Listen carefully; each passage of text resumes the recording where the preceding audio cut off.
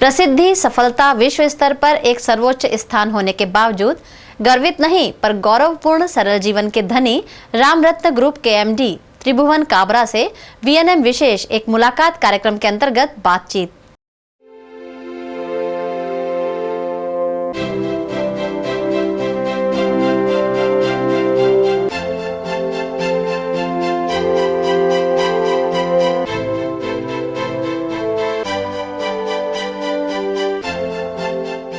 नमस्कार, मैं गायत्री। एक मुलाकात इस कार्यक्रम में मैं आपका स्वागत करती हूँ। आज मैं एक ऐसी शख्सियत से बात करने जा रही हूँ, ऐसी शख्सियत से आपकी मुलाकात करवाने जा रही हूँ जिनके बारे में आपने सुना ज़रूर होगा मगर इतनी ज़्यादा बातें आपको शायद ना पता हो। मैं बात करने जा रही हूँ रामरत्न ग्रुप। जी हाँ दर्शकों, आप सब जानते हैं ये नाम को, ये इंडस्ट्री को, ये ग्रुप को। रामरत्न ग्रुप के मैनेजिंग डायरेक्टर त्रिभुवन काबरा सर से मैं बात करने जा रही हूँ। बहुत सारी बातें बताने वाली हूँ मगर सबसे पहले एक बात मैं बता दूँ, उनको भाई जी के नाम से भी हम सब जानते हैं। तो मैं सबसे पहले इस कार्यक्रम में आपका स्वागत करती हूँ। सर नमस्कार। नमस्कार सर। सबसे पहला सवाल जो मेरा है वो ये है कि ये जर्नी, बिजनेस की ये जर्नी जो शुरू हुई वो किस तरह शुरू हुई? मेरा बिजनेस अक्टूबर 1972 में बम्बई में शुरुआत की एक ट्रेडर्स के रूप में, और वो हमारा बिजनेस का फर्स्ट ईयर था। उसके पहले हमारे पिताजी की पार्टनरशिप फर्म थी और ट्रेड के अंदर जो है एक साल के अंदर हम पूरे भारत में हमारा माल देना शुरुआत की।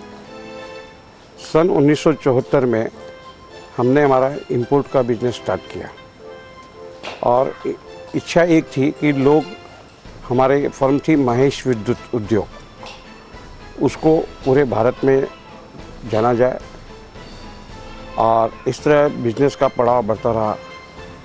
और सन 1986 में हमें लगा कि ट्रेड की एक सीमा है, इसके ऊपर हम हमारा व्यापार नहीं बढ़ा सकते हैं, तो क्यों ना एक छोटी इंडस्ट्री से बिजनेस स्टार्ट किया जाए।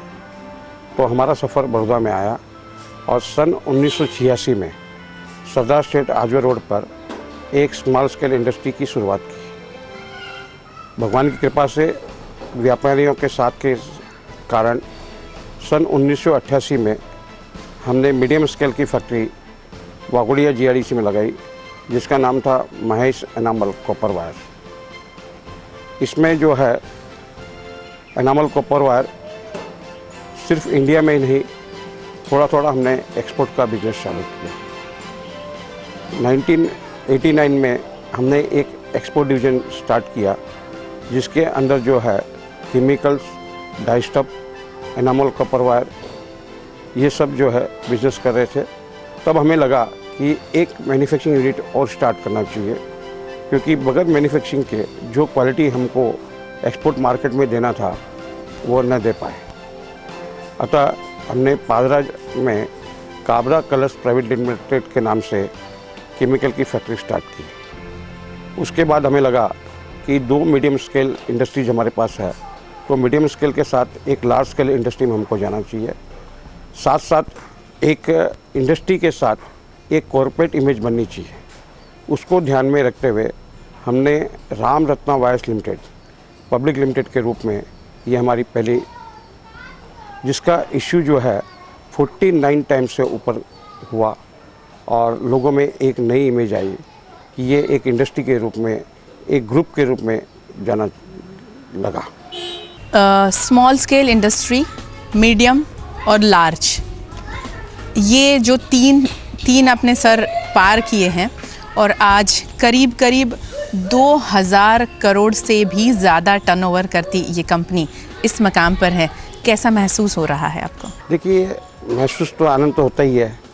हर व्यक्ति जब उन्नति करता है और एक के बाद एक सेंचुरी लगती है तो उसमें खुशी तो मिलती है तुमको।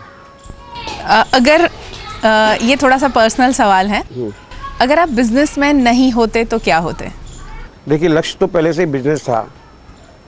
लक्ष्य दूसरा था कि एक मैं होटल इंडस्ट्री में व्यापार करना चाहता था, लेकिन हमारे पिताजी की इच्छा थी कि हमारे जो संस्कार है वो होटल इंडस्ट्री के साथ मेंटेन नहीं रख सकते हैं, उसको ध्यान में रखते हुए कि ट्रेड और फिर इंडस्ट्री का ही ध्यान में रखा।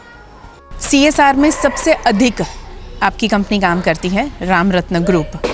तो CSR यानी सोशल रिस्पॉन्सिबिलिटी जहाँ आती है सोसाइटी के लिए, ये सारे इंडस्ट्रियलिस्ट को, सभी इंडस्ट्री को लागू होती है, बट राम रत्न ग्रुप की हम जब बात करते हैं तो वो नाम सबसे ऊपर होता है। तो ये प्रेरणा कहाँ से मिली?